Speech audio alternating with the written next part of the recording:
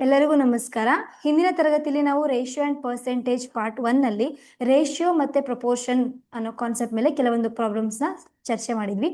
ಇವತ್ತಿನ ತರಗತಿಯಲ್ಲಿ ನಾವು ಪರ್ಸೆಂಟೇಜ್ ಅಂದ್ರೆ ಕನ್ನಡದಲ್ಲಿ ಶೇಕಡವಾರು ಅಂತ ಕರಿತೀವಿ. ಸೊ ಈ ಒಂದು ಕಾನ್ಸೆಪ್ಟ್ ಮೇಲೆ ನಾವು ಪ್ರಾಬ್ಲಮ್ಸ್ ನ ಚರ್ಚೆ ಮಾಡ್ತಾ ಹೋಗೋಣ. ಮೊದಲಿಗೆ ಪರ್ಸೆಂಟೇಜ್ ಅಂದ್ರೆ ಏನು? ಸೆಂಟ್ ಮೀನ್ಸ್ ಸೆಂಚುರಿ ಅಂದ್ರೆ ಏನು?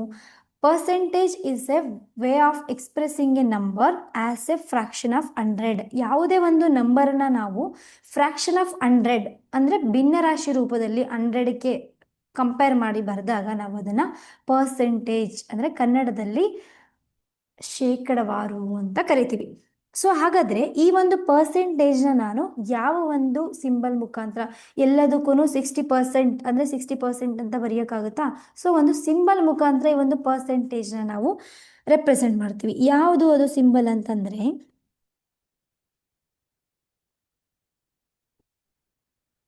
ಸೊ ಈ ಒಂದು ಸಿಂಬಲ್ ಮುಖಾಂತರ ನಾನು ಪರ್ಸೆಂಟೇಜ್ನ ಅಂದರೆ ರೆಪ್ರೆಸೆಂಟ್ ಮಾಡ್ತೀವಿ. ಸೊ ಪರ್ಸೆಂಟೇಜ್ ಅಂದರೆ ಇದು ಒಂದು ಸಿಂಬಲ್. ಹಾಗಾದರೆ ಈ ಪರ್ಸೆಂಟೇಜ್ ಅನ್ನೋದು ಒಂದು ಲ್ಯಾಟಿನ್ ವರ್ಡಿಂದ ಬಂದಿದೆ.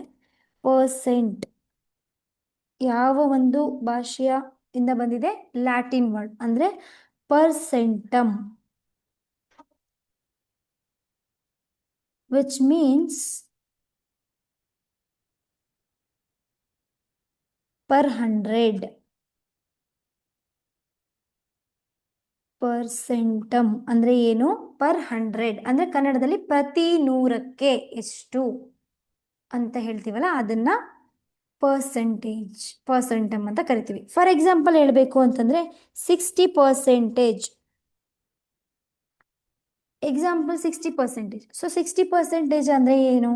ಸೊ ಇದನ್ನ ನಾವು 60/100 ಅಂತ ಬರಿಬೋದು. ಸೊ ಪ್ರತಿ 100ಕ್ಕೆ 60 ಭಾಗ, 100ರಲ್ಲಿ 60 ಭಾಗ ಅಂತ. ಹಾಗಾದ್ರೆ 60 ಔಟ್ ಆಫ್ 100 ಅಂತ ಬರಿತೀವಿ. 20% ಅಂದರೆ 20/100. So 20 out of 100. 100% ಅಂದರೆ ಸೊ 100/100 ಅಂದರೆ ಫುಲ್ ಕಂಪ್ಲೀಟ್ ಅಂತ. Complete 100 out of 100.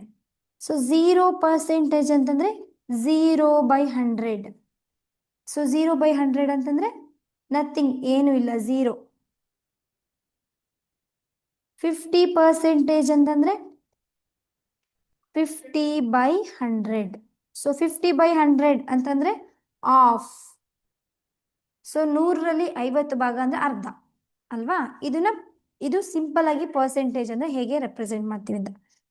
ನೆಕ್ಸ್ಟು ಇಲ್ಲ ಕೆಲವೊಂದು ಪ್ರಾಬ್ಲಮ್ಸ್ ಕೊಟ್ಟಿದ್ದಾರೆ. What is 25% of 100?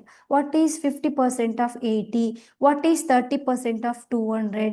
R else what is 15% of 150 ಅಂತ ಕೆಲವೊಂದಷ್ಟು ಪ್ರಾಬ್ಲಮ್ಸ್ ಕೇಳಿದಾಗ ನಾವು ಹೇಗೆ ಅದನ್ನು ಸಾಲ್ವ್ ಮಾಡ್ತೀವಿ ಅಂತಂದರೆ, ಸೊ ಮೊದಲನೇ ಪ್ರಾಬ್ಲಮ್ ನೋಡೋಣ. ಸೊ ವಾಟ್ ಈಸ್ ಕ್ವಶನ್ ಇಲ್ಲೇ ಇದೆ ಅಲ್ವಾ?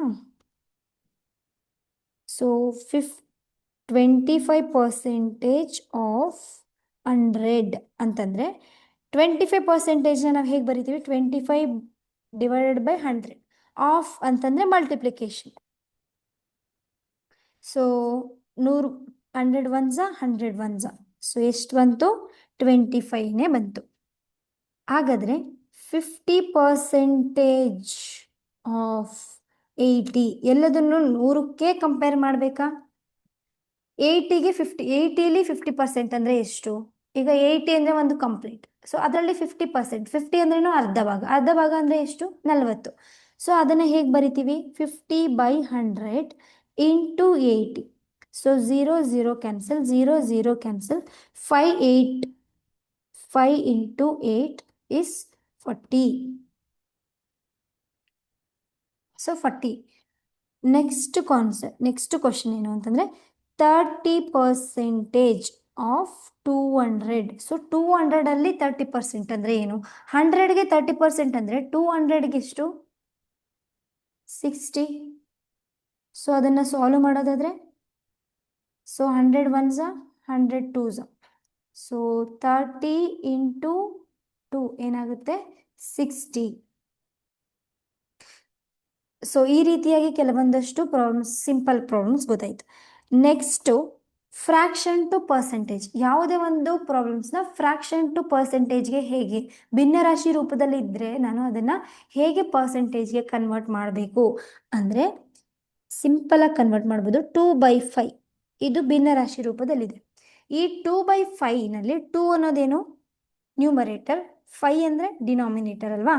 ಸೊ ಈ 2/5ನ ನಾನು ಪರ್ಸೆಂಟೇಜ್ಗೆ ಕನ್ವರ್ಟ್ ಮಾಡಬೇಕು ಅಂತಂದರೆ ಸಿಂಪಲ್ ಏನಿಲ್ಲ, ನಾನು ಪರ್ಸೆಂಟೇಜ್ ಅಂತಂದರೆ 100ಕ್ಕೆ ಡಿನಾಮಿನೇಟರಲ್ಲಿ 100 ಇರಬೇಕು ಅಲ್ವಾ. ಡಿನಾಮಿನೇಟರಲ್ಲಿ 100 ಇರಬೇಕು ಅಂದರೆ ಈ ಡಿನಾಮಿನೇಟರ್ ಈ 5ನ ನಾನು 100 ಮಾಡಬೇಕು.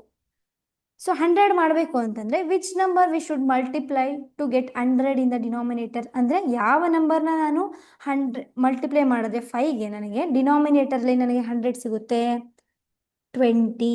ಸೊ 20ನ ನಾನು ಡಿನಾಮಿನೇಟರ್ಗೆ ಮಲ್ಟಿಪ್ಲೈ ಮಾಡಿದ್ರೆ ನನಗೆ ಡಿನಾಮಿನೇಟರಲ್ಲಿ 100 ಸಿಗುತ್ತೆ. ಹಾಗಾದರೆ ನಾನು 20ನ ಡಿನಾಮಿನೇಟರ್ಗೆ ಮಾತ್ರ 100 ಮಲ್ಟಿಪ್ಲೈ ಮಾಡೋಕ್ಕಾಗೋದಿಲ್ಲ, ಸೊ ನ್ಯೂಮರೇಟರ್ಗೂ ಮಲ್ಟಿಪ್ಲೈ ಮಾಡಬೇಕು. ಈಗ ನಾನು 20ನ ಕ್ಯಾನ್ಸಲ್ ಮಾಡಿದ್ರೆ 21 21s ಅಂತ ಕ್ಯಾನ್ಸಲ್ ಮಾಡಿದ್ರೆ 2/5 ಕ್ವಶನ್ ಏನಿದೆ ಹಾಗೇ ಇದೆ. ಸೊ ಕ್ವಶನನ್ನು ನಾವು ಯಾವುದೇ ರೀತಿ ಚೇಂಜ್ ಮಾಡ್ಕೊಂಡಿಲ್ಲ. ಸೊ 20 ಇಂಟು 2 ಎಷ್ಟಾಗುತ್ತೆ 40, 20 ಇಂಟು 5 100. ಸೊ 40/100 ಅಂದರೆ ಎಷ್ಟು 40%. ಅಂದರೆ 2/5 ಅಂದರೆ ಎಷ್ಟು ಪರ್ಸೆಂಟೇಜ್ ಬರುತ್ತೆ 40% ಬರುತ್ತೆ. ಹಾಗೆಯೇ ಇನ್ನೊಂದು ಪ್ರಾಬ್ಲಮ್ಮು 5/3. ಸೊ ಈ ಒಂದು ಪ್ರಾಬ್ಲಮಲ್ಲಿ ಈ 3ನ ನಾನು ಯಾವುದೇ ನಂಬರ್ಗೆ ಮಲ್ಟಿಪ್ಲೈ ಮಾಡಿದ್ರೂ ನನಗೆ ಡಿನಾಮಿನೇಟರಲ್ಲಿ 100 ಬರೋದಿಲ್ಲ, ಹೌದಲ್ವಾ. ನೀವು ಯಾವುದೇ ನಂಬರನ್ನು ಮಲ್ಟಿಪ್ಲೈ ಮಾಡಿರಿ 3ಗೆ ಡಿನಾಮಿನೇಟರಲ್ಲಿ you will not get 100. So ಆವಾಗ ನಾನು ಇಂಥ ಒಂದು ಸಂದರ್ಭದಲ್ಲಿ ನಾವೇನು ಮಾಡ್ತೀವಿ ಅಂದರೆ ನ್ಯೂಮರೇಟರ್ನ ಡಿನಾಮಿನೇಟರಿಂದ ಡಿವೈಡ್ ಮಾಡ್ತೀವಿ. So 3 1s 3, so 2 is remain, so 0.0, 3 6s 18, 3 6 2 0, 3 6s 18, again 2, it will continue, ಇದು ಕಂಟಿನ್ಯೂ ಆಗ್ತಾ ಹೋಗುತ್ತೆ. ಸೊ ನನಗೆ ಎಷ್ಟು ಬಂತು 1.66 ಬಂತು. ಇದು ಯಾವ ರೂಪದಲ್ಲಿದೆ ಡೆಸಿಮಲ್ ರೂಪದಲ್ಲಿದೆ, ಇದನ್ನು ದಶಮಾಂಶ ರೂಪದಲ್ಲಿದೆ. ಇದನ್ನು ನಾನು ಏನು ಮಾಡ್ತೀನಿ 1.66ಗೆ ಇಂಟು 100 ಡಿವೈಡೆಡ್ ಬೈ 100 ಮಾಡ್ತೀನಿ. ಸೊ ಇಂಟು 100 ಡಿವೈಡೆಡ್ ಬೈ 100 ಮಾಡಿದ್ರೆ ನನಗೆ ಕ್ವಶನಲ್ಲಿ ಏನೂ ವ್ಯತ್ಯಾಸ ಆಗಲ್ಲ. ಸೊ ನನಗೆ ಸಿಂಪಲ್ ಆಗಿ ನಾನು ಅದನ್ನು ಫ್ರ್ಯಾಕ್ಷನಲ್ಲಿರೋದನ್ನು ಪರ್ಸೆಂಟೇಜಿಗೆ ಕನ್ವರ್ಟ್ ಮಾಡಬೇಕು. ಸೊ 1.66 ಇಂಟು 100 ಅಂದರೆ ಏನು, ಇಲ್ಲಿ 100 ಮಲ್ಟಿಪ್ಲೈ ಮಾಡಿದ್ದೀವಿ ಅಂದರೆ 2 0 ಇದೆ, 2 ಪಾಯಿಂಟ್ನ ಮುಂದೆ ಕಳಿಸಿದ್ರೆ ಏನಾಗುತ್ತೆ 166 ಆಗುತ್ತೆ. ಸೊ ಇದ್ರದ್ದು ಅರ್ಥ ಏನು 166/100. ಸೊ 166/100 ಅಂದರೆ 166% ಅಂತ. ಸೊ ಈ ರೀತಿಯಾಗಿ ನಾವು ಫ್ರ್ಯಾಕ್ಷನ್ ಟು ಪರ್ಸೆಂಟೇಜ್ನ ಕನ್ವರ್ಟ್ ಮಾಡೋದು. ಸೊ ನಿಮಗೆ ಕೆಲವೊಂದು ಹೋಮ್ವರ್ಕ್ ಕೊಡ್ತೀನಿ.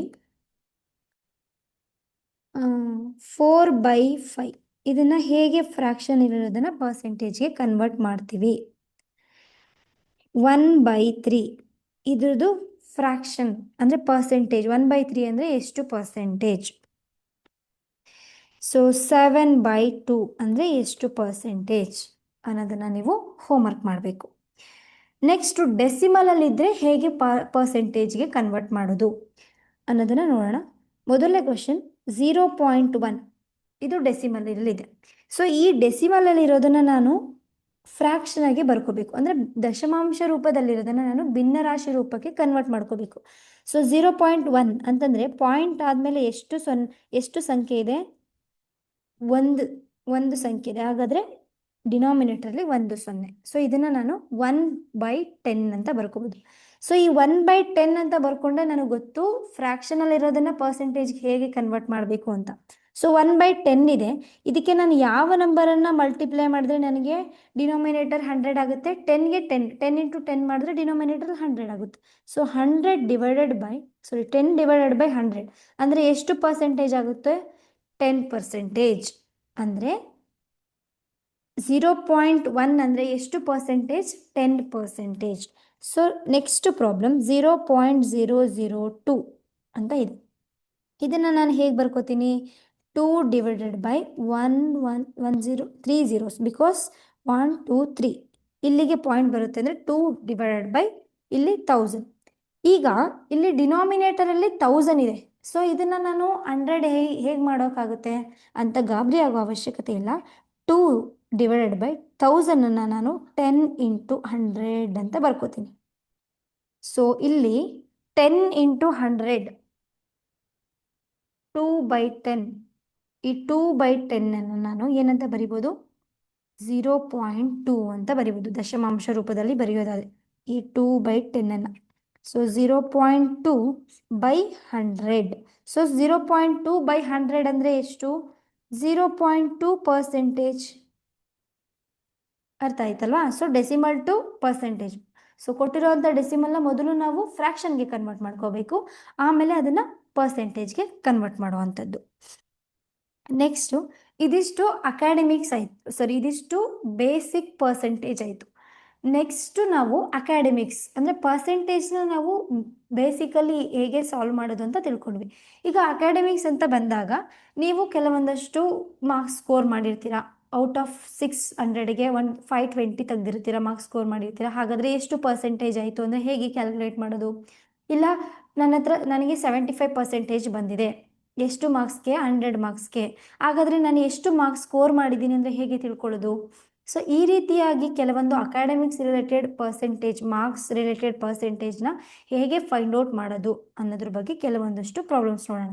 ಅದಕ್ಕಿಂತ ಮುಂಚೆ ಅದಕ್ಕೆ ಒಂದು ಫಾರ್ಮುಲಾ ಇದೆ. Percentage by 100 equals marks scored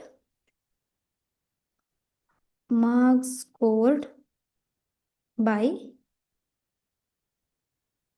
maximum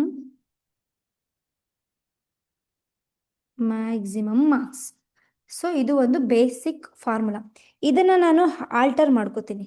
ಹೇಗೆ ಅಂತಂದರೆ ಪರ್ಸೆಂಟೇಜ್ ಮಾತ್ರ ಬೇಕು ನನಗೆ, ಪರ್ಸೆಂಟೇಜ್ ಕಂಡುಹಿಡಿಬೇಕು. ಆವಾಗ ಏನು ಮಾಡ್ತೀನಿ? Marks scored by maximum marks into ಇಲ್ಲಿ ಡಿನಾಮಿನೇಟರಲ್ಲಿ ಡಿವೈಡೆಡ್ ಬೈ ಆಗಿರೋ 100 ಈ ಕಡೆ ಈಕ್ವಲ್ಸಿಂದ ಈ ಕಡೆ ಹೋದರೆ 100 ಆಗುತ್ತೆ. ನೆಕ್ಸ್ಟು ಈಗ ನನಗೆ ಮಾರ್ಕ್ಸ್ ಸ್ಕೋರ್ಡ್ ಬೇಕು. ಕೆಲವೊಂದಷ್ಟು ಪ್ರಾಬ್ಲಮ್ಸಲ್ಲಿ ಎಷ್ಟು ಮಾರ್ಕ್ಸ್ ತೆಗ್ದಿದ್ದಾರೆ ಅಂತ ಕೊಡ್ತಾರೆ, ಆವಾಗ ಎಷ್ಟು ಮಾರ್ಕ್ಸ್ನ ತೆಗ್ದಿದ್ದಾರೆ ಅಂತ ಕೇಳ್ತಾರೆ, ಎಷ್ಟು ಪರ್ಸೆಂಟೇಜ್ ಕೊಡ್ತಾರೆ, ಟೋಟಲ್ ಮಾರ್ಕ್ಸ್ ಕೊಡ್ತಾರೆ, ನಾವು ಎಷ್ಟು ಮಾರ್ಕ್ಸ್ ಸ್ಕೋರ್ ಮಾಡಿದ್ದೀರಿ ಅಂತ ಕೇಳಿದಾಗ ನಾವೇನು ಮಾಡ್ಬೋದು?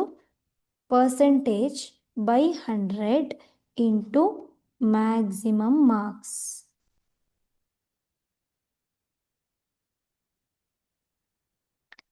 ಅದೇ ನಮಗೆ ಅವರು ಮ್ಯಾಕ್ಸಿಮಮ್ ಮಾರ್ಕ್ಸ್, ಟೋಟಲ್ ಮಾರ್ಕ್ಸ್ ಎಷ್ಟಕ್ಕೆ ಅವರು ಎಕ್ಸಾಮ್ ಬರೆದಿದ್ದಾರೆ ಅಂತ ಕೇಳಿದ್ರೆ ಅಂಥ ಸಂದರ್ಭಗಳಲ್ಲಿ ಏನು ಮಾಡ್ಬೋದು? Marks scored by percentage into 100. So ಒಂದು ಫಾರ್ಮುಲಾನ ನಾನು ಈ ರೀತಿ ಮೂರು ಯಾವುದೇ ಒಂದು ಎಲಿಮೆಂಟ್ ಕೇಳಿದ್ರು ನಾನು ಹೇಗೆ ಕನ್ವರ್ಟ್ ಮಾಡ್ಕೋಬೇಕು ಅದನ್ನು ಫಾರ್ಮುಲಾಗೆ ಅಂತ ನೋಡಿದ್ವಿ. ಈಗ ಇದ್ರ ಮೇಲೆ ಕೆಲವೊಂದಷ್ಟು ಪ್ರಾಬ್ಲಮ್ಸ್ನ ಸಾಲ್ವ್ ಮಾಡ್ತಾ ಹೋಗೋಣ. A student score 36 out of 50 marks. What is his percentage? ಅಂದರೆ ಇಲ್ಲಿ ಏನು ಕೊಟ್ಟಿದ್ದಾರೆ ಪ್ರಾಬ್ಲಮಲ್ಲಿ? ಸೊ ಮಾರ್ಕ್ಸ್ ಸ್ಕೋರ್ಡ್, ಒಬ್ಬ ಸ್ಟೂಡೆಂಟು ಎಷ್ಟು ಮಾರ್ಕ್ಸ್ ಸ್ಕೋರ್ ಮಾಡಿದ್ದಾನೆ? 36. So out of total marks ಎಷ್ಟು ಅಂದರೆ ಮ್ಯಾಕ್ಸಿಮಮ್ ಮಾರ್ಕ್ಸ್ ಎಷ್ಟು? 50ಗೆ. ಸೊ ನಾವೇನು ಕಂಡುಹಿಡಬೇಕು? ಹಾಗಾದರೆ ಎಷ್ಟು ಪರ್ಸೆಂಟೇಜ್ ಅಂತ ಕಂಡುಹಿಡಬೇಕು. ನಮಗೆ ಫಾರ್ಮುಲಾ ಗೊತ್ತಿದೆ. Percentage is equal two marks scored by maximum marks into 100 ಅಂತ ಗೊತ್ತಿದೆ. ಈಗ ಮಾರ್ಕ್ಸ್ ಸ್ಕೋರ್ಡ್ಗೆ 36 ಬೈ 50 ಇಂಟು 100. ಫಾರ್ಮುಲಾಗೆ ವ್ಯಾಲ್ಯೂಸ್ನ ಸಬ್ಸ್ಟಿಟ್ಯೂಟ್ ಮಾಡೋದು.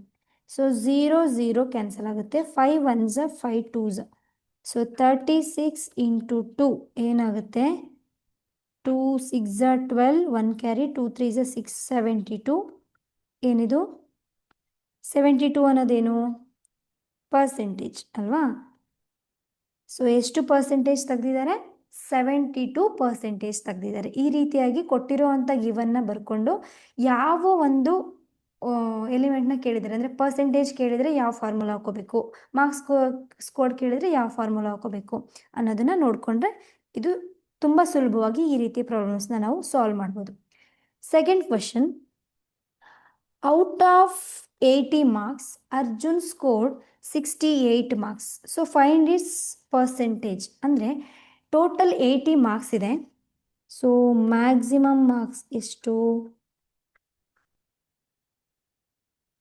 ಮ್ಯಾಕ್ಸಿಮಮ್ ಮಾರ್ಕ್ಸ್ ಎಷ್ಟು 80. So Arjun scored marks scored ಎಷ್ಟು 68. ಹಾಗಾದರೆ ಪರ್ಸೆಂಟೇಜ್ ಕಂಡುಹಿಡೀರಿ ಅಂದರೆ ಕಂಡುಹಿಡಿಬೋದಲ್ವಾ.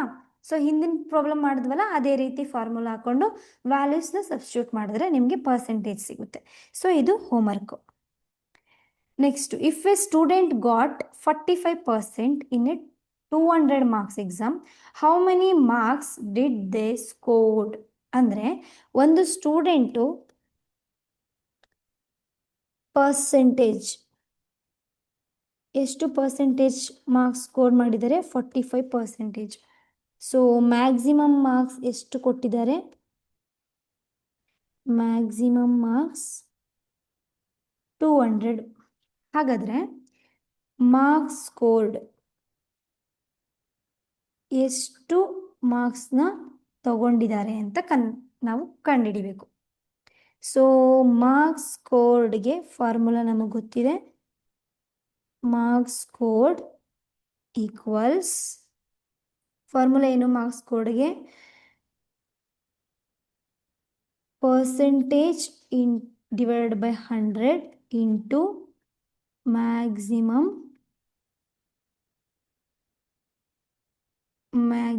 ಮಾರ್ಕ್ಸ್. ಸೊ ಪರ್ಸೆಂಟೇಜ್ ಎಷ್ಟು 45 ಬೈ 100 ಇಂಟು ಮ್ಯಾಕ್ಸಿಮಮ್ ಮಾರ್ಕ್ಸ್ ಅಂದರೆ ಎಷ್ಟು 200. ಸೊ 20 ಕ್ಯಾನ್ಸಲ್ ಆಯಿತು. ಸೊ 45 ಇಂಟು 2 ಇಸ್ 90 ಅನ್ನೋದೇನು ಮಾರ್ಕ್ಸ್. ಸೊ 200ಗೆ ಅವರು 90 ಮಾರ್ಕ್ಸ್ನ ತೆಗೆದಿದ್ದಾರೆ. ಹಾಗಾಗಿ ಅವ್ರಿಗೆ 45% ಬಂದಿದೆ. ಅರ್ಥ ಆಯ್ತಲ್ವಾ. Next problem, Varun scored 45 marks in a test which is 75% of the total marks. What are the total marks? ಇದು ಕೂಡ ಹಿಂದಿನ ಪ್ರಾಬ್ಲಮ್ ಥರನೇ ಸೇಮು. ಸೊ ಎಷ್ಟು ಟೋಟಲ್ ಮಾರ್ಕ್ಸ್ ಕೊಟ್ಟಿದ್ದಾರೆ, marks scored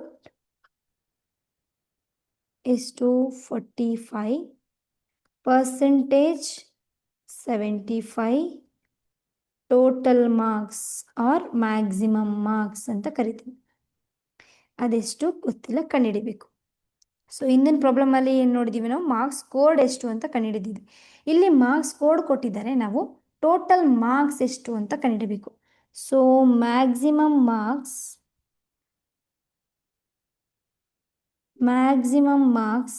equals marks scored by percentage into 100. Marks scored ಎಷ್ಟು 45, 75 into 100.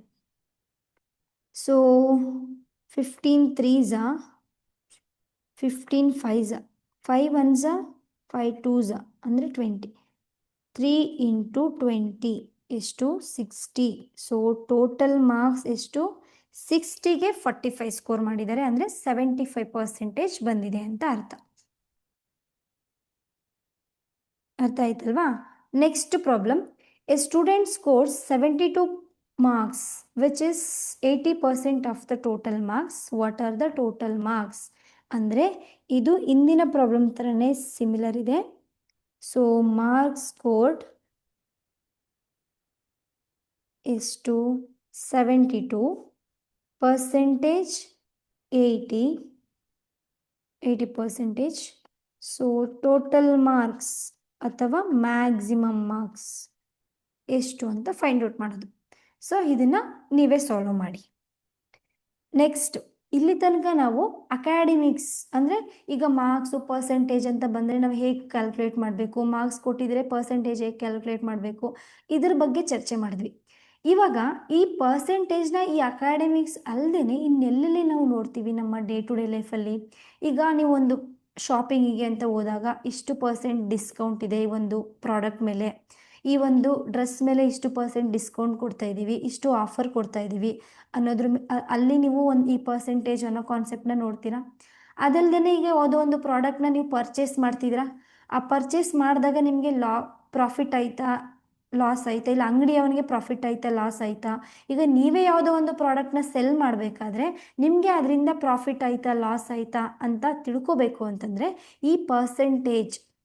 ಹಾಗಾದರೆ loss ಆದರೆ ಅಥವಾ ಪ್ರಾಫಿಟ್ ಆದರೆ ನನಗೆ ಎಷ್ಟು ಪರ್ಸೆಂಟೇಜ್ ಲಾಸ್ ಆಯಿತು, ಎಷ್ಟು ಪರ್ಸೆಂಟೇಜ್ ನನಗೆ ಲಾಭ ಆಯಿತು ಅಂತ ನೋಡುವ ಇಂಥ ಸಂದರ್ಭಗಳಲ್ಲಿ ನಮಗೆ ಈ ಪರ್ಸೆಂಟೇಜ್ ಅನ್ನೋದು ಡೈಲಿ ಲೈಫಲ್ಲಿ ಇಂಪಾರ್ಟೆಂಟ್ ಆಗುತ್ತೆ. ಸೊ ಈ ಪರ್ಸೆಂಟೇಜ್ನಲ್ಲಿ ನಾವು ಕ್ಯಾಲ್ಕುಲೇಟ್ ಮಾಡಬೇಕಿರೋದು first most important thing profit and lost. So how to find out profit and lost, ಲಾಭ ಮತ್ತು ನಷ್ಟ ಅಂದರೆ ಹೇಗೆ ಫೈಂಡ್ ಔಟ್ ಮಾಡೋದು. How to find out the profit percentage and lost percentage ಅಂದರೆ ಶೇಕಡ ಲಾಭ ಮತ್ತು ಶೇಕಡ ನಷ್ಟ ಅಂತ ಕರಿತೀವಿ, ಅದನ್ನು ಹೇಗೆ ಫೈಂಡ್ ಔಟ್ ಮಾಡೋದು. ಡಿಸ್ಕೌಂಟ್, ಸೊ ಡಿಸ್ಕೌಂಟ್ ಅಂದರೆ ರಿಯಾಯಿತಿ ಅಂದರೆ ಎಷ್ಟು ಪರ್ಸೆಂಟ್ ಡಿಸ್ಕೌಂಟ್ ಕೊಟ್ಟಿದ್ದಾರೆ, ಈ ರೀತಿ ಪ್ರಾಬ್ಲಮ್ಸ್ ಕೊಟ್ಟಾಗ ಹೇಗೆ ಸಾಲ್ವ್ ಮಾಡೋದು. ಮತ್ತು ಸಿಂಪಲ್ ಇಂಟ್ರೆಸ್ಟ್, ಸರಳ ಬಡ್ಡಿಯಲ್ಲೂ ಕೂಡ ನಾವು ಈ ಪರ್ಸೆಂಟೇಜ್ನ ನೋಡ್ಬೋದು. ಸೊ ಈ ರೀತಿಯಾಗಿ ನಾವು ಈ ರೀತಿ ಮೋಸ್ಟ್ ಇಂಪಾರ್ಟೆಂಟ್ ಇದಿಷ್ಟು ಕಾನ್ಸೆಪ್ಟು ಪರ್ಸೆಂಟೇಜಲ್ಲಿ ಮೋಸ್ಟ್ ಇಂಪಾರ್ಟೆಂಟ್. ಇದ್ರ ಮೇಲೆ ಕೆಲವೊಂದಷ್ಟು ಪ್ರಾಬ್ಲಮ್ಸ್ನ ಈಗ ಸಾಲ್ವ್ ಮಾಡೋಣ. ಅದಕ್ಕಿಂತ ಮುಂಚೆ ಈ ಒಂದು ಪ್ರಾಬ್ಲಮ್ಸ್ನ ನಾವು ಸಾಲ್ವ್ ಮಾಡಬೇಕು ಅಂತಂದರೆ ನಮಗೆ ಕೆಲವೊಂದಷ್ಟು ಫಾರ್ಮುಲಾಸ್ಗಳ ನೀಡಿದೆ, ಒಂದಷ್ಟು ಅಗತ್ಯ ಇದೆ.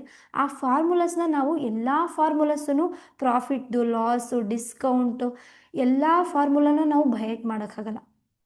There are many formulas. ಅದಕ್ಕೆ ನಾವು ಅದನ್ನು ಸಿಂಪಲ್ಲಾಗಿ ಹೇಗೆ ಅರ್ಥ ಮಾಡ್ಕೋಬೋದು ಅನ್ನೋದನ್ನು ನೋಡೋಣ.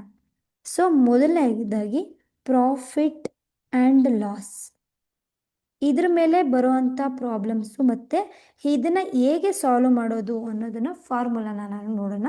ಪ್ರಾಫಿಟ್ ಆ್ಯಂಡ್ ಲಾಸ್ನ ನಾವು ಕನ್ನಡದಲ್ಲಿ ಲಾಭ ಮತ್ತು ನಷ್ಟ ಅಂತ ಕರಿತೀವಿ.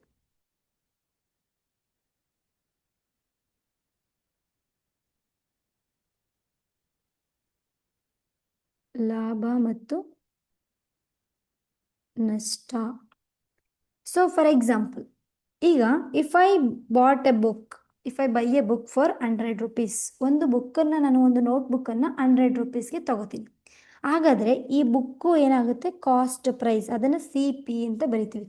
CP ಅಂದರೆ ಕಾಸ್ಟ್ ಪ್ರೈಸ್, ಕನ್ನಡದಲ್ಲಿ ನಾವು ಕೊಂಡ ಬೆಲೆ ಅಂದರೆ ತೆಗೆದುಕೊಂಡ ಬೆಲೆ ಅಂತ ಕರಿತೀವಿ.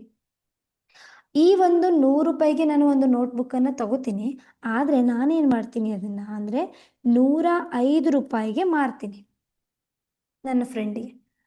ಆಗ ಇದೇನಾಯಿತು, ಸೆಲ್ಲಿಂಗ್ ಪ್ರೈಸ್ ಆಯಿತು. ಇದನ್ನು ನಾವು CP ಅಂದರೆ ಸೆಲ್ಲಿಂಗ್ ಪ್ರೈಸ್ ಅಂತ ಕರಿತೀವಿ. ಸೆಲ್ಲಿಂಗ್ ಪ್ರೈಸ್ ಅಂದರೆ ಕನ್ನಡದಲ್ಲಿ ಮಾರಿದ ಬೆಲೆ.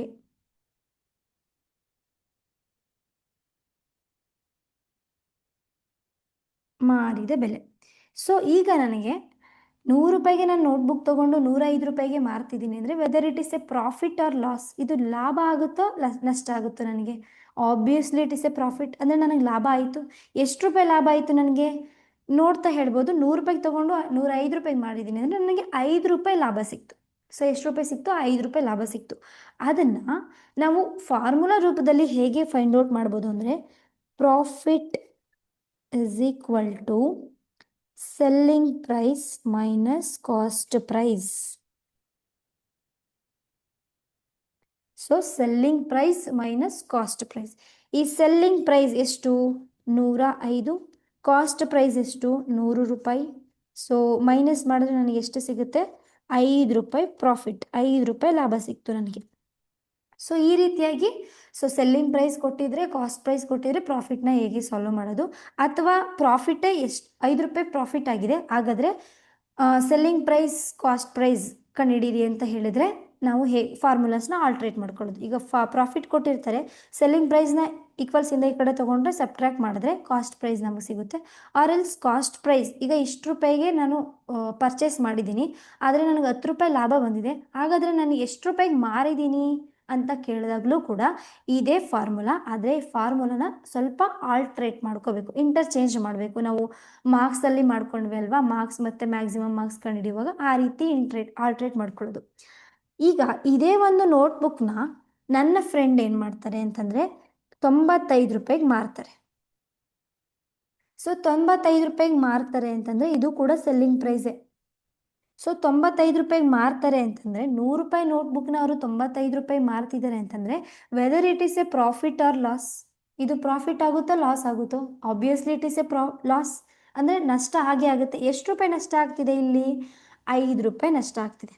ಹಾಗಾದರೆ ಇದನ್ನು ನಾವು ಫಾರ್ಮುಲಾದಲ್ಲಿ ಹೇಗೆ ಬರಿತೀವಿ ಅಂದರೆ loss equals cost price minus selling price, ಇದು ಒಂದು formula. So cost price minus selling price. Cost price ಎಷ್ಟು? 100 ರೂಪೀಸ್. ಸೆಲ್ಲಿಂಗ್ ಪ್ರೈಸ್ ಎಷ್ಟು? 95 ರೂಪೀಸ್. ಇದನ್ನು ಸಬ್ಟ್ರ್ಯಾಕ್ಟ್ ಮಾಡಿದ್ರೆ ನನಗೇನು ಸಿಗುತ್ತೆ? 5 ರೂಪೀಸ್. ಸೊ ಎಷ್ಟು ನಷ್ಟ ಆಗಿದೆ? 5 ರೂಪಾಯಿ ನಷ್ಟ ಆಗಿದೆ. ಸೊ ಇಲ್ಲೂ ಕೂಡ ಅಷ್ಟೇ, ಈಗ 5 ರೂಪಾಯಿ ನನಗೆ 5 ರೂಪಾಯಿ ನನಗೆ ಲಾಸ್ ಆಗಿದೆ ಅಂತಂದರೆ 100 ರೂಪಾಯಿ ಬುಕ್ಕನ್ನ ನಾನು 5 ರೂಪಾಯಿಗೆ ಮಾರಿದ್ದೀನಿ, ಹಾಗಾದರೆ ನನಗೆ ಎಷ್ಟು 100 ರೂಪಾಯಿ ಬುಕ್ಕಿಗೆ 100 ರೂಪಾಯಿ ತೊಗೊಂಡು 5 ರೂಪಾಯಿ ನನಗೆ ನಷ್ಟ ಆಗಿದೆ ಅಂತಂದರೆ ನಾನು ಎಷ್ಟು ರೂಪಾಯಿಗೆ ಅದನ್ನು ಮಾರಿದ್ದೀನಿ ಅಂದರೂ ಕೂಡ ಪ್ರಾಬ್ಲಮ್ಸ್ನ ನಾವು ಆಲ್ಟ್ರೇಟ್ ಮಾಡಿಕೊಂಡು ನಾವು ಪ್ರಾಬ್ಲಮ್ಸ್ನ ಸಾಲ್ವ್ ಮಾಡ್ಬೋದು. ನೆಕ್ಸ್ಟು ಪ್ರಾಫಿಟ್ ಆ್ಯಂಡ್ ಲಾಸ್ ಅಂತ ಗೊತ್ತಾಯಿತು. ಈಗ ನೆಕ್ಸ್ಟ್ ಕಾನ್ಸೆಪ್ಟ್ ಡಿಸ್ಕೌಂಟ್.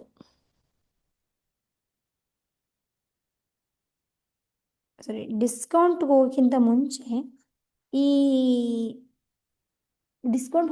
ಮುಂಚೆ ನಾವು ಇನ್ನೊಂದು ಕಾನ್ಸೆಪ್ಟ್ ಇದೆ, ಪ್ರಾಫಿಟ್ ಪರ್ಸೆಂಟೇಜ್. ಈಗ ಪ್ರಾಫಿಟ್ ನೋಡಿದ್ವಿ ಮತ್ತು ಲಾಸ್ ನೋಡಿದ್ವಿ, ಹಾಗಾದರೆ ಪ್ರಾಫಿಟ್ ಪರ್ಸೆಂಟೇಜ್ ಅಂದರೆ ಶೇಕಡ ಲಾಭ ಶೇಕಡ ನಷ್ಟ ಅಂತ ಕರಿತೀವಿ. ಶೇಕಡ ಲಾಭ ಮತ್ತು ಶೇಕಡ ನಷ್ಟ ಅಂತ ಕರಿತೀವಿ. ಹಾಗಾದರೆ ನನಗೀಗ ಲಾಸ್ ಆಗಿದೆ ಅಂತ ಗೊತ್ತಾಯಿತು, ಎಷ್ಟು ಪರ್ಸೆಂಟೇಜ್ ಲಾಸ್ ಆಗಿದೆ, ಪ್ರಾಫಿಟ್ ಆಗಿದೆ ಎಷ್ಟು ಪರ್ಸೆಂಟೇಜ್ ನನಗೆ ಪ್ರಾಫಿಟ್ ಆಗಿದೆ ಅಂತ ಗೊತ್ತಾಗಬೇಕು ಅಂತಂದರೆ we always compare with the cost price. ಈಗ ಲಾಸ್ ಪರ್ಸೆಂಟೇಜ್ ಆಗಲಿ ಪ್ರಾಫಿಟ್ ಪರ್ಸೆಂಟೇಜ್ ಆಗಲಿ we have to, if you want to find out the lost percentage or a profit percentage, ನಾವೇನಾದರೂ ಲಾಸ್ ಪರ್ಸೆಂಟೇಜ್ ಅಥವಾ ಪ್ರಾಫಿಟ್ ಪರ್ಸೆಂಟೇಜ್ನ ಕಂಡುಹಿಡಿಬೇಕು ಅಂತಂದರೆ we always compare with the cost price. ಅಂದರೆ ಎಷ್ಟಿಗೆ ನಾನು ಕೊಂಡ್ಕೊಂಡಿದ್ದೀನಿ ಆ ಒಂದು ವಸ್ತುನ ಅನ್ನೋದಕ್ಕೆ ಕಂಪೇರ್ ಮಾಡಿದಾಗ ಮಾತ್ರ ನಮಗೆ ಪ್ರಾಫಿಟ್ ಪರ್ಸೆಂಟೇಜ್ ಮತ್ತು ಲಾಸ್ ಪರ್ಸೆಂಟೇಜ್ನ ಕಂಡುಹಿಡಿಯೋಕ್ಕೆ ಸಾಧ್ಯ. ಸೊ ಅದಕ್ಕೆ ಒಂದು ಫಾರ್ಮುಲಾ ಇದೆ, profit percentage is equal to profit ಅಂದರೆ ಏನು? SP ಮೈನಸ್ CP ಬೈ 100, ಅಥವಾ SP ಮೈನಸ್ CP ಅಂದ್ರೇನು? ಪ್ರಾಫಿಟ್ ಬೈ 100,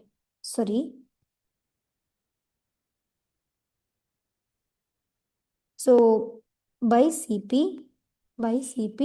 ಇಂಟು 100, ಇಲ್ಲೂ ಅಷ್ಟೇ ಇಂಟು 100.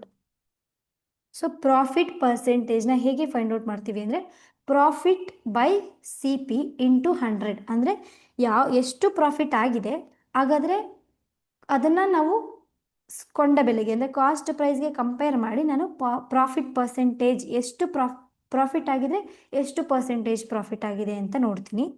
ಅದೇ ರೀತಿ ಲಾಸ್ ಪರ್ಸೆಂಟೇಜ್ ಅಂದರೆ so cost price minus selling price by cost price, ಅಥವಾ loss by CP, that means cost price into 100. ಇದೆರಡು ಕೂಡ ಫಾರ್ಮುಲಾಸು ಇಂಪಾರ್ಟೆಂಟ್ ಆಗಿರುತ್ತೆ. ಪ್ರಾಫಿಟ್ ಪರ್ಸೆಂಟೇಜ್ ಕಂಡುಹಿಡಿಬೇಕು ಅಂದರೆ ಕೊಟ್ಟಿರೋವಂಥ ಪ್ರಾಫಿಟ್ನ ಕಾಸ್ಟ್ ಪ್ರೈಸಿಂದ ನಾನು ಡಿವೈಡ್ ಮಾಡಿ ಇಂಟು 100 ಮಾಡಿದಾಗೆ ನನಗೆ ಎಷ್ಟು ಪರ್ಸೆಂಟೇಜ್ ಪ್ರಾಫಿಟ್ ಸಿಕ್ಕಿದೆ ಅಂತ ಗೊತ್ತಾಗುತ್ತೆ. ಲಾಸ್ ಎಷ್ಟು 5 ರೂಪಾಯಿ ಲಾಸ್ ಆಗಿದೆ ಅಂತ ಗೊತ್ತಾಗುತ್ತೆ. ಆದರೆ ಎಷ್ಟು ಪರ್ಸೆಂಟೇಜ್ ನಂಗೆ ಲಾಸ್ ಆಗಿದೆ ಅಂತ ಗೊತ್ತಾಗಬೇಕು ಅಂತಂದರೆ ಅದನ್ನು ನಾವು ಫಾರ್ಮುಲಾ ಮುಖಾಂತರ ಈ ಒಂದು ಫಾರ್ಮುಲಾ ಮುಖಾಂತರ ಫೈಂಡ್ ಔಟ್ ಮಾಡ್ತೀವಿ. ಸೊ ನೆಕ್ಸ್ಟ್ ಕಾನ್ಸೆಪ್ಟ್ ಏನು ಅಂದರೆ ಡಿಸ್ಕೌಂಟ್. ಡಿಸ್ಕೌಂಟ್ ಅಂದರೆ ರಿಯಾಯಿತಿ. ಕನ್ನಡದಲ್ಲಿ ಏನಂತ ಕರಿತೀವಿ? ರಿಯಾಯಿತಿ. ಸೊ ಈ ಡಿಸ್ಕೌಂಟ್ನ ನೀವು ಎಲ್ಲಿ ನೋಡ್ತೀರಾ? ಆಲ್ಮೋಸ್ಟ್ ಆಲ್ ಶಾಪಿಂಗಲ್ಲಿ ಯಾವುದೋ ಒಂದು ಡ್ರೆಸ್ಗೆ ಇಲ್ಲ ಯಾವುದೋ ಒಂದು ಆಫರ್ ಕೊಟ್ಟಿದ್ದಾರೆ, ಆವಾಗ ನೀವು ಎಷ್ಟು ಪರ್ಸೆಂಟೇಜ್ ಡಿಸ್ಕೌಂಟ್ ಇದೆ ಅನ್ನೋದ್ರ ಮೇಲೆ, ಈಗ ಒಂದು 500 ರೂಪಾಯಿ ಡ್ರೆಸ್ ಇರುತ್ತೆ, ಅದಕ್ಕೆ 50% ಡಿಸ್ಕೌಂಟ್ ಇದೆ ಅಂತಂದರೆ ಎಷ್ಟು ರೂಪಾಯಿಗೆ ನಾವು ಅಮೌಂಟ್ ಕೊಡಬೇಕು ಅವ್ರಿಗೆ ಅಂತ ಗೊತ್ತಾಗಬೇಕು ಅಂದರೆ ಈ ಡಿಸ್ಕೌಂಟ್ ಅನ್ನೋ ಕಾನ್ಸೆಪ್ಟ್. ಈ ರೀತಿ ಒಂದು ಸಮಸ್ಯೆಗಳು ಬಂದಾಗ, ಈ ರೀತಿ ಒಂದು ಪ್ರಾಬ್ಲಮ್ಸ್ ಬಂದಾಗ ನಾವು ಡಿಸ್ಕೌಂಟನ್ನು ನೋಡ್ತೀವಿ. ಸೊ ಇದಕ್ಕೆ ಒಂದು ಫಾರ್ಮುಲಾ ಇದೆ. Discount is equal to MP minus SP. So discount MP ಅಂದರೆ ಏನು? Marked price.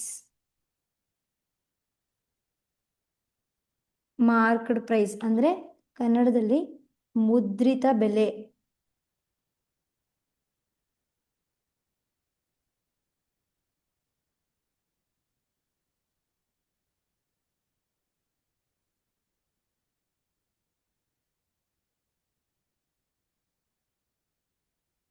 ಮುದ್ರಿತ ಬೆಲೆ. ಸೊ ಸೆಲ್ಲಿಂಗ್ ಪ್ರೈಸ್ SP ಅಂದರೆ ನಿಮಗೆ ಗೊತ್ತು, ಸೆಲ್ಲಿಂಗ್ ಪ್ರೈಸ್. ಇಲ್ಲಿ ನಾವು ಡಿಸ್ಕೌಂಟಲ್ಲಿ will never care about the cost price. So cost price ಬಗ್ಗೆ ನಾವು ಇಲ್ಲಿ ಮಾತೇ ಆಡಲ್ಲ. ಡಿಸ್ಕೌಂಟ್ ಅಂತ ಬಂದಾಗ ಇಲ್ಲಿ ಕಾಸ್ಟ್ ಪ್ರೈಸ್ನ ನಾವು ತಗೊಳ್ಳೋದೇ ಇಲ್ಲ. ಸೊ ಕಾಸ್ಟ್ ಪ್ರೈಸ್ನ ನಾವು ಕೌಂಟೇ ಮಾಡ್ಕೊಳ್ಳೋದಿಲ್ಲ. So we always compare with the marked price and selling price. ಹಾಗಾದರೆ ಡಿಸ್ಕೌಂಟ್ ಪರ್ಸೆಂಟೇಜ್ ಕಂಡುಹಿಡಿಬೇಕು. ಈಗ ಡಿಸ್ಕೌಂಟ್ ಆಗಿದೆ, ಸೊ ಇಷ್ಟು ಪರ್ಸೆಂಟ್ ಡಿಸ್ಕೌಂಟ್ ಕೊಡ್ತೀವಿ ಅಂತ ಕೊಟ್ಟಿರ್ತಾರೆ. ಈಗ ಡಿಸ್ಕೌಂಟ್ ಎಷ್ಟಿದೆ ಅಂತ ಕಂಡುಹಿಡಿತೀವಿ. ಡಿಸ್ಕೌಂಟ್ ಪರ್ಸೆಂಟೇಜ್, ಎಷ್ಟು ಪರ್ಸೆಂಟೇಜ್ ಡಿಸ್ಕೌಂಟ್ ಆಗಿದೆ ಇಲ್ಲ ಎಷ್ಟು ಪರ್ಸೆಂಟ್ ಡಿಸ್ಕೌಂಟ್ ಸಿಕ್ಕಿದೆ ಅಂತ ಗೊತ್ತಾಗಬೇಕು ಅಂದರೆ discount by marked price into 100, ಅಥವಾ ಇದನ್ನು ನಾನು MP minus market price minus selling price, ಡಿಸ್ಕೌಂಟನ್ನು ಮಾರ್ಕೆಟ್ ಪ್ರೈಸ್ ಸೆಲ್ಲಿಂಗ್ ಪ್ರೈಸ್ ಅಂತ ಬರೀಬೋದಲ್ವಾ, ಬೈ ಮಾರ್ಕೆಟ್ ಪ್ರೈಸ್ ಇಂಟು 100 ಅಂತಲೂ ಬರೀಬೋದು. ಹಾಗಾದರೆ ಈ ಕಾಸ್ಟ್ ಪ್ರೈಸ್ಗೂ ನಮಗೆ ಸೆಲ್ಲಿಂಗ್ ಪ್ರೈಸ್ ಡಿಸ್ಕೌಂಟ್ಗೂ ನಮಗೆ ಕಾಸ್ಟ್ ಪ್ರೈಸ್ ಮತ್ತು ಮಾರ್ಕೆಟ್ ಪ್ರೈಸ್ಗೂ ಏನು ಡಿಫ್ರೆನ್ಸ್? ಹಾಗಾದರೆ ಕಾಸ್ಟ್ ಪ್ರೈಸ್ ಅಂದರೆ ಏನು ಮೇಡಮ್, ಮಾರ್ಕೆಟ್ ಪ್ರೈಸ್ ಅಂದರೆ ಏನು ಡಿಫ್ರೆನ್ಸ್ ಅಂತಂದರೆ ಏನಿಲ್ಲ. ಈಗ ಕಾಸ್ಟ್ ಪ್ರೈಸ್, ಈಗ ಒಂದು if I by A land, ಒಂದು ಲ್ಯಾಂಡ್ ತೊಗೋತೀನಿ ಯಾವಾಗ ಅಂದರೆ in the year of 2000. So ಒಂದು 2000 ಇಯರಲ್ಲಿ ಒಂದು ಲ್ಯಾಂಡ್ ತೊಗೋತೀನಿ. ಎಷ್ಟಕ್ಕೆ ನಾನು ತೊಗೋತೀನಿ ಅಂದರೆ 25,000ಗೆ ಒಂದು ಲ್ಯಾಂಡನ್ನು ನಾನು ತೊಗೋತೀನಿ. ಆ ಲ್ಯಾಂಡನ್ನು ನಾನು 2026ಅಲ್ಲಿ 1 ಲ್ಯಾಕ್ಗೆ ಮಾರಾಟ ಮಾಡ್ತೀನಿ.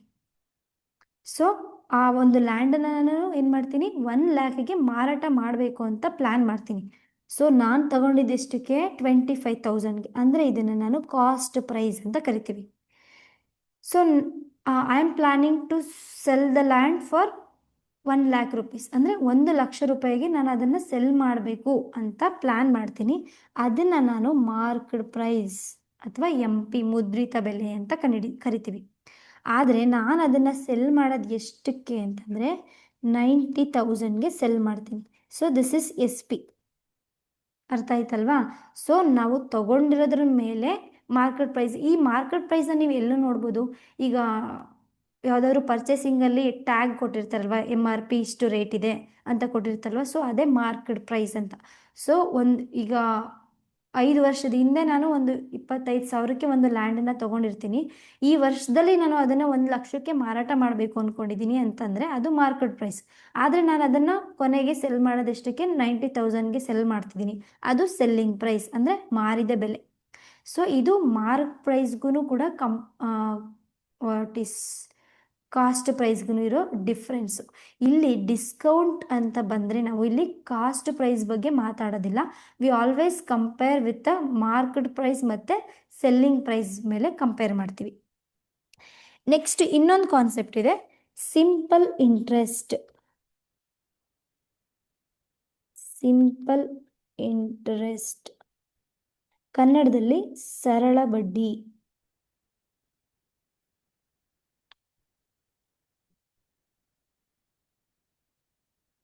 ಸೊ ಸರಳ ಬಡ್ಡಿ ಅಂತ ಕರಿತೀವಿ. ಈ ಸಿಂಪಲ್ ಇಂಟ್ರೆಸ್ಟ್ ಅಂದರೆ formula SI, simple interest is equal to PTR/100. ಇಲ್ಲಿ P ಅಂದರೆ ಏನು?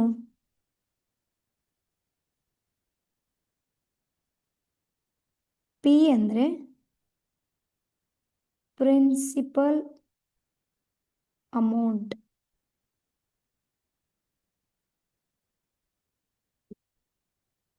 T ಅಂದರೆ ಟೈಮ್ ಡ್ಯೂರೇಷನ್.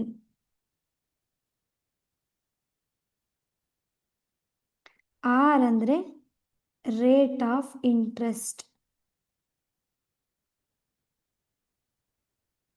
ಅರ್ಥ ಆಯ್ತಲ್ವಾ? SI ಅಂದರೆ ಸಿಂಪಲ್ ಇಂಟ್ರೆಸ್ಟ್.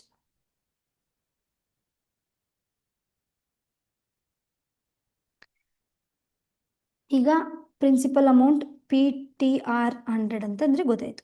ಈಗ ನಾನು ಒಂದು ಬೈಕನ್ನು ಒಂದು 10,000ಕ್ಕೆ ಒಂದು ಬೈಕ್, 1,00,000ಕ್ಕೆ ಒಂದು ಬೈಕನ್ನು ತೊಗೊಂಡಿರ್ತೀನಿ ಅಂದ್ಕೊಳ್ಳಿ.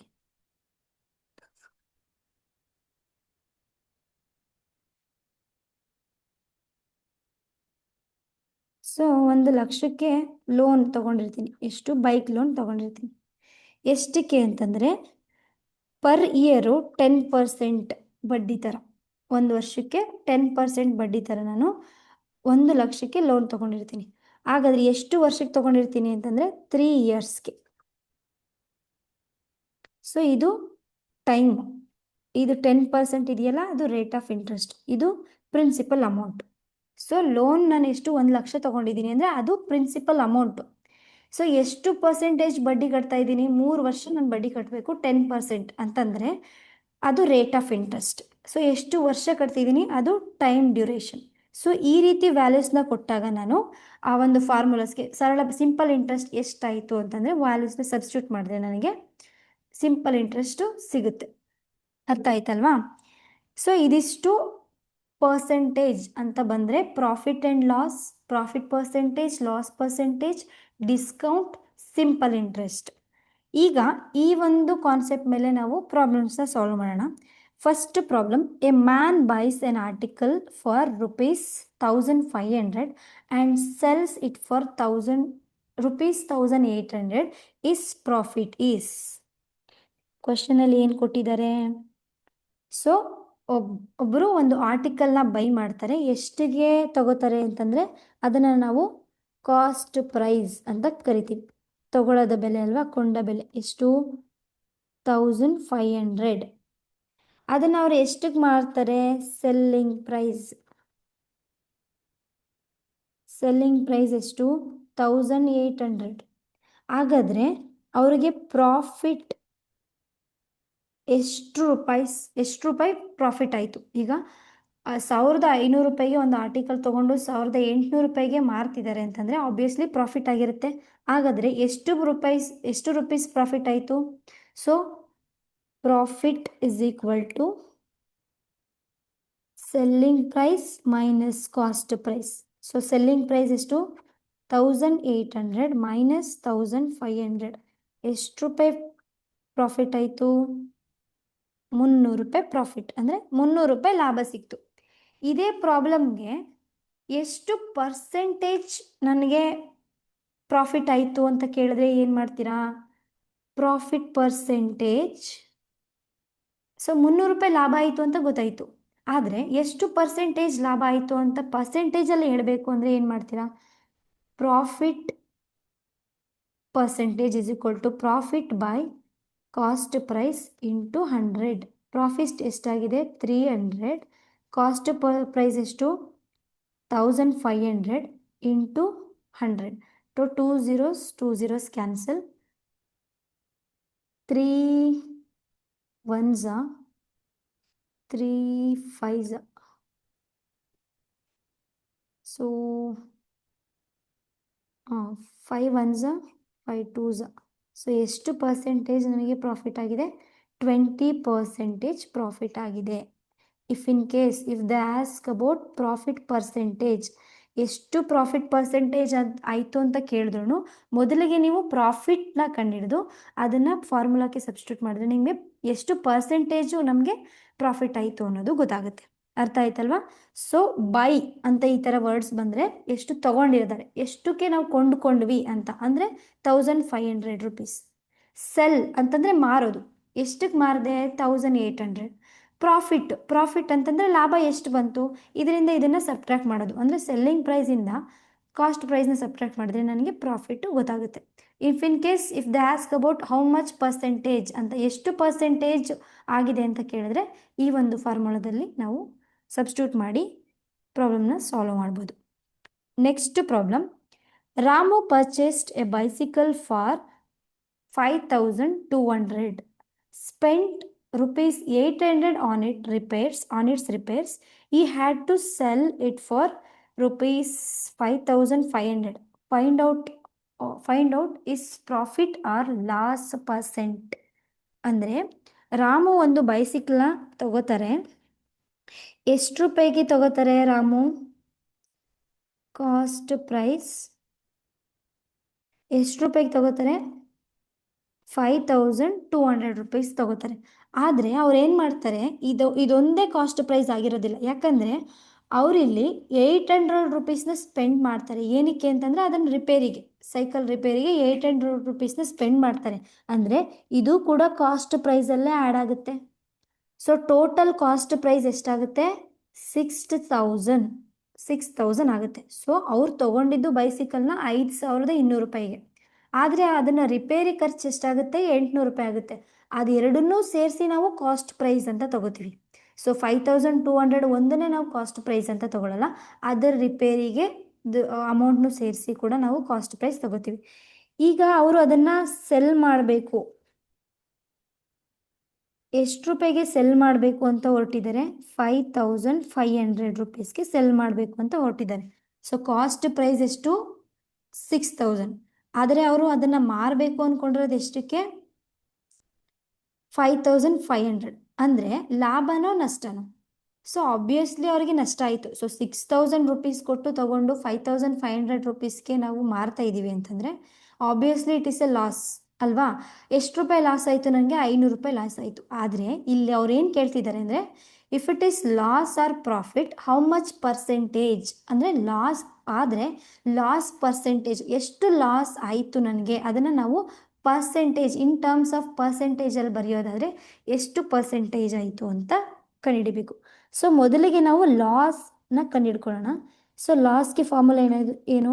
Cost price minus selling price. Cost price ಅಂದರೆ ಎಷ್ಟು?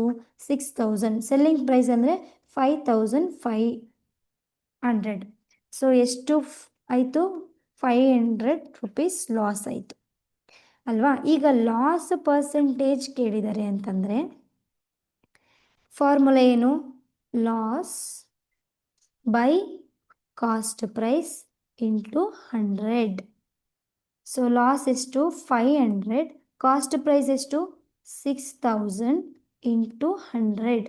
2 zeros cancel, 1 0 cancel, 3 2s 3 1s 3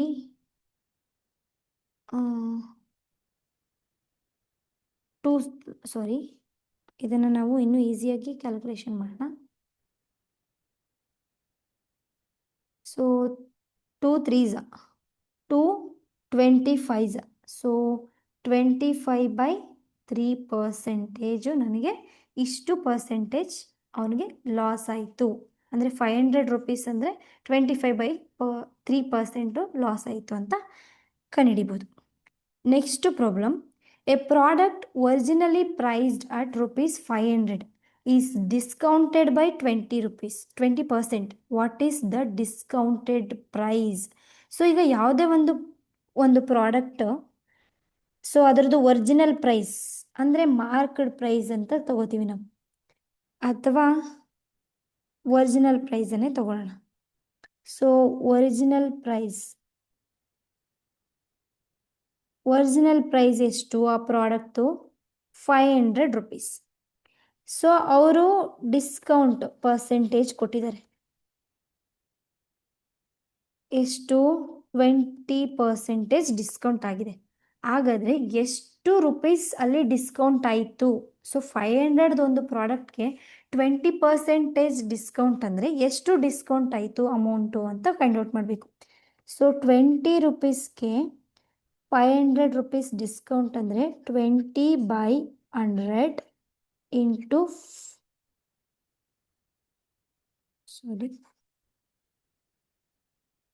ನಾವು ಫಾರ್ಮುಲಾ ಮುಖಾಂತರನೇ ಸಾಲ್ವ್ ಮಾಡೋಣ. ನಮಗೆ ಗೊತ್ತಿದೆ ಡಿಸ್ಕೌಂಟ್ ಪರ್ಸೆಂಟೇಜ್ ಅಂದರೆ ಡಿಸ್ಕೌಂಟ್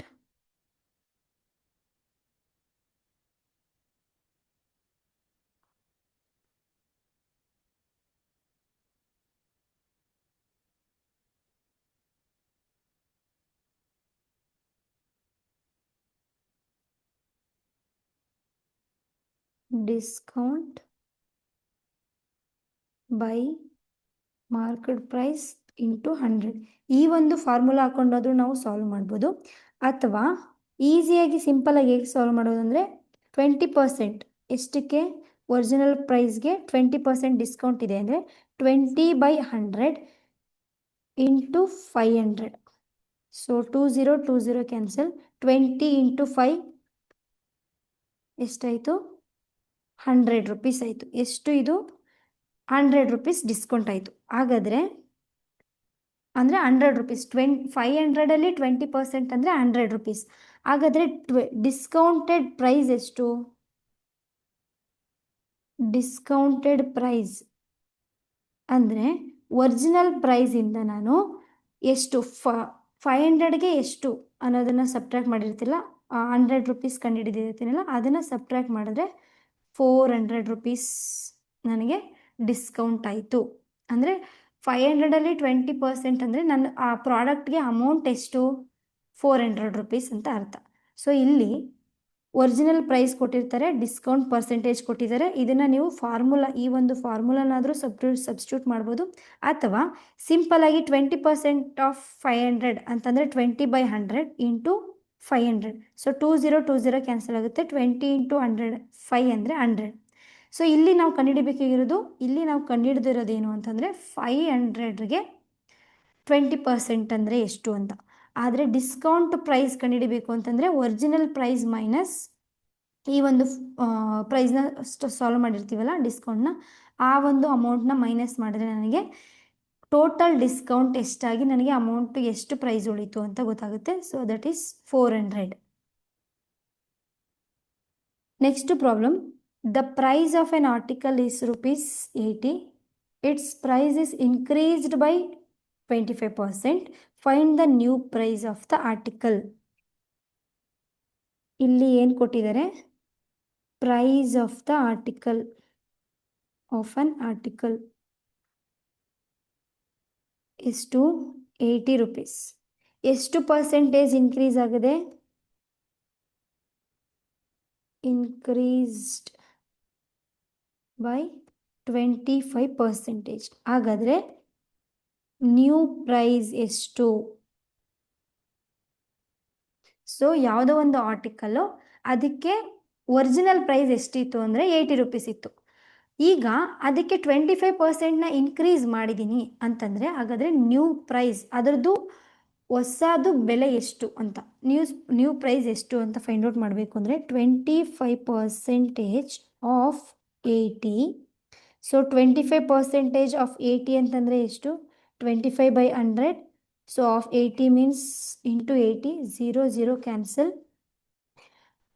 2 5 10, 2 4 8, 5 1 5 5. ಸೊ 5 ಇಂಟು 4 ಎಷ್ಟಾಯಿತು? 20 ಆಯಿತು. ಸೊ ಎಷ್ಟು ಇನ್ಕ್ರೀಸ್ ಆಗಿದೆ ಅಂದರೆ 20 ರುಪೀಸ್ ಇನ್ಕ್ರೀಸ್ ಆಗಿದೆ. 25% ಅಂದರೆ ನನಗೆ 20 ರೂಪೀಸ್ ಇನ್ಕ್ರೀಸ್ ಆಗಿದೆ. ಹಾಗಾದರೆ ನಾನೇನು ಕಂಡುಹಿಡಿಬೇಕು ಇಲ್ಲಿ ಅಂತಂದರೆ ನ್ಯೂ ಪ್ರೈಸ್. ಹಾಗಾದರೆ ಟೋಟಲ್ ಪ್ರೈಸ್ ಎಷ್ಟಾಯಿತು ಅದಕ್ಕೆ ಅಂತಂದರೆ ಏನು ಮಾಡ್ಬೋದು ನಾನು, ಒರಿಜಿನಲ್ ಪ್ರೈಸ್ ಪ್ಲಸ್ ಎಷ್ಟು ಇನ್ಕ್ರೀಸ್ ಆಗಿದೆ, ಪರ್ಸೆಂಟೇಜ್ ಇನ್ಕ್ರೀಸ್ ಆಗಿದೆಯಲ್ಲ ಅದನ್ನು ಆ್ಯಡ್ ಮಾಡಿದ್ರೆ ನನಗೆ ನ್ಯೂ ಪ್ರೈಸ್ ಸಿಗುತ್ತೆ. ಸೊ ಆ ಒಂದು ಆರ್ಟಿಕಲ್ಗೆ ನ್ಯೂ ಪ್ರೈಸ್ ಎಷ್ಟು ಅಂದರೆ 100 ರೂಪೀಸ್ ಅಂತ ನಾವು ಫೈಂಡ್ ಔಟ್ ಮಾಡ್ಬೋದು. So price of an article ಕೊಟ್ಟಿರ್ತಾರೆ, ಇನ್ಕ್ರೀಸ್ಡ್ ಎಷ್ಟು ಪರ್ಸೆಂಟೇಜ್ ಇನ್ಕ್ರೀಸ್ ಆಗಿದೆ ಅಂತಂದರೆ ಅದನ್ನು ನಾನು ಇನ್ ಟರ್ಮ್ಸ್ ಆಫ್ ರುಪೀಸ್ ಅಂದರೆ ಎಷ್ಟು ರೂಪಾಯಿ ಇನ್ಕ್ರೀಸ್ ಆಯಿತು, 25% 80 ರೂಪೀಸ್ಗೆ 25% ಇನ್ಕ್ರೀಸ್ ಆಗಿದೆ ಅಂತಂದರೆ ನಾನು ಅದನ್ನು ಎಷ್ಟು ರುಪೀಸ್ ನನಗೆ ಬಂತು ಅಮೌಂಟ್ ಸಿಗುತ್ತೆ ಹಾಗಾದರೆ ಅಂತ ಕಂಡುಹಿಡ್ಕೊಂಡ್ರೆ ನಾನು ಅದನ್ನು ಒರಿಜಿನಲ್ ಪ್ರೈಸ್ಗೆ ಆ್ಯಡ್ ಮಾಡಿದಾಗ ನನಗೆ ನ್ಯೂ ಪ್ರೈಸ್ ಗೊತ್ತಾಗುತ್ತೆ ಆ ಒಂದು ಆರ್ಟಿಕಲ್ದು. ಅರ್ಥ ಆಯ್ತಲ್ವಾ?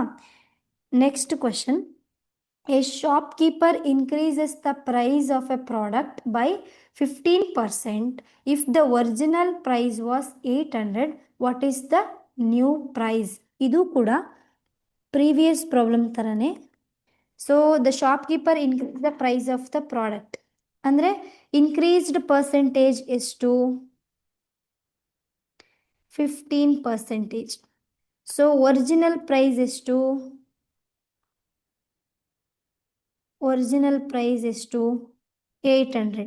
ಸೊ ನ್ಯೂ ಪ್ರೈಸ್ ಬೇಕು ಅಂತಂದರೆ ನಾವೇನು ಮಾಡಬೇಕು, ಸೊ 15% ಆಫ್ 800 ಅಂತ ತಗೊಂಡು 15/100 ಇಂಟು 800 ಮಾಡಿದ್ರೆ ಸೊ 15 ಇಂಟು 8 ಇಸ್ 120. ಸೊ ಎಷ್ಟು 15% ಅಂತಂದರೆ ನನಗೆ 120 ರೂಪೀಸ್ ಎಕ್ಸ್ಟ್ರಾ ಆಗಿದೆ ಅಂತ. ಸೊ ಹಾಗಾದರೆ ನ್ಯೂ ಪ್ರೈಸ್ ಕಂಡುಹಿಡಿಬೇಕು ಅಂದರೆ new price is equal to 800 rupees plus 120 ಎಷ್ಟಾಗುತ್ತೆ, 920 ರೂಪೀಸ್. ಆ ಒಂದು ಪ್ರಾಡಕ್ಟ್ಗೆ 920 ರೂಪೀಸ್ ಅಷ್ಟು ಅಮೌಂಟು ಇನ್ಕ್ರೀಸ್ ಆಯಿತು ಅಂತ. So next problem, a pair of shoes is priced at 400 if they are sold at a discount of 20%, what is its selling price? So ಇಲ್ಲಿ so original price of the ಶೂದು original price ಎಷ್ಟು, 400 rupees. ಆದರೆ ಅವರು ಏನು ಮಾಡ್ತಾರೆ ಅಂತಂದರೆ discount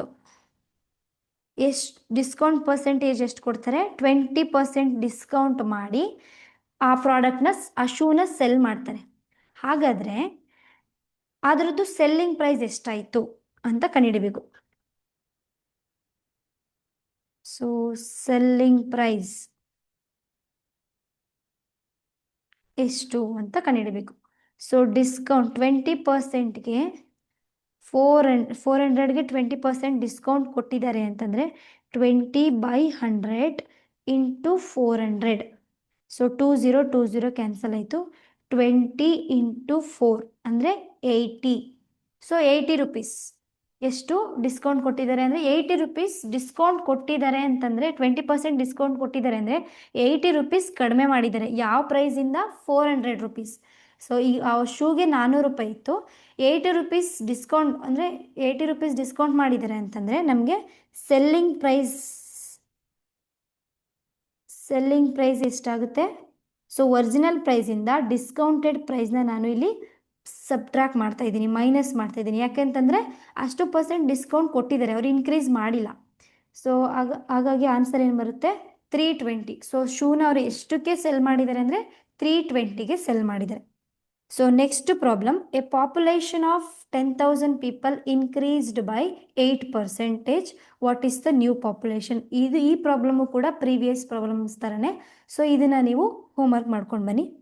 next problem, if A toy was sold at ₹1000 after A discount of 25%, what was the MRP? ಅಂದರೆ market price ಎಷ್ಟು? ಸೊ ಡಿಸ್ಕೌಂಟ್ ಕೊಟ್ಟಿದ್ದಾರೆ, ಒರಿಜಿನಲ್ ಅಂದರೆ ಸೆಲ್ಲಿಂಗ್ ಪ್ರೈಸ್ ಕೊಟ್ಟಿದ್ದಾರೆ, ಹಾಗಾದರೆ ಮಾರ್ಕೆಟ್ ಪ್ರೈಸ್ ಎಷ್ಟು ಅಂತ ಫಾರ್ಮುಲಾಗೆ ಹಾಕಿ ಸಬ್ಸ್ಟಿಟ್ಯೂಟ್ ಮಾಡಿದ್ರೆ ನಿಮಗೆ ಮಾರ್ಕೆಟ್ ಪ್ರೈಸ್ ಸಿಗುತ್ತೆ. ಸೊ ಇದು ಕೂಡ ಹೋಮ್ವರ್ಕು. ಸೊ ಹಾಗಾದರೆ ಇವತ್ತಿನ ತರಗತಿಯಲ್ಲಿ ನಾವು ಯಾವ್ಯಾವೆಲ್ಲ ವಿಚಾರಗಳ ಬಗ್ಗೆ ಚರ್ಚೆ ಮಾಡಿದ್ವಿ? ಪರ್ಸೆಂಟೇಜ್ ಅಂದರೆ ಶೇಕಡವಾರು, ಪರ್ಸೆಂಟೇಜ್ ಅಂದರೆ ಏನು, ಪರ್ಸೆಂಟಮ್ ಅಂದರೆ ಪ್ರತಿ 100ಕ್ಕೆ ಎಷ್ಟು ಅನ್ನೋದನ್ನು ತಿಳ್ಕೊಂಡ್ವಿ. ಅದರಲ್ಲಿ ಪ್ರಾಫಿಟ್ ಲಾಸ್, ಸೊ ಪರ್ಸೆಂಟೇಜ್ ಅಂದರೆ ಮಾರ್ಕ್ಸ್ ಪರ್ಸೆಂಟೇಜ್ನ ಹೇಗೆ ಫೈಂಡ್ ಔಟ್ ಮಾಡೋದು ಅಂತ ಕಲ್ತ್ಕೊಂಡ್ವಿ. ಸೊ ಡಿಸ್ಕೌಂಟ್ ಕೊಟ್ಟರೆ ಆ ರೀತಿ ಪ್ರಾಬ್ಲಮ್ಸ್ನ ಹೇಗೆ ಫೈಂಡ್ ಔಟ್ ಮಾಡೋದು, ಸೊ ಈ ಎಲ್ಲ ಒಂದು ಕಾನ್ಸೆಪ್ಟ್ ಮೇಲೆ ಇವತ್ತಿನ ತರಗತಿಯಲ್ಲಿ ಚರ್ಚೆ ಮಾಡಿದ್ವಿ. ಸೊ ಇದರಲ್ಲಿ ಏನಾದರೂ ಡೌಟ್ ಇದ್ದರೆ ನಿಮಗೆ ಡೌಟ್ ಕ್ಲಾರಿಫಿಕೇಶನ್ ಸೆಷನಲ್ಲಿ ಕ್ವಶನ್ಸ್ನ ಹಾಕ್ಬೋದು. So thank you.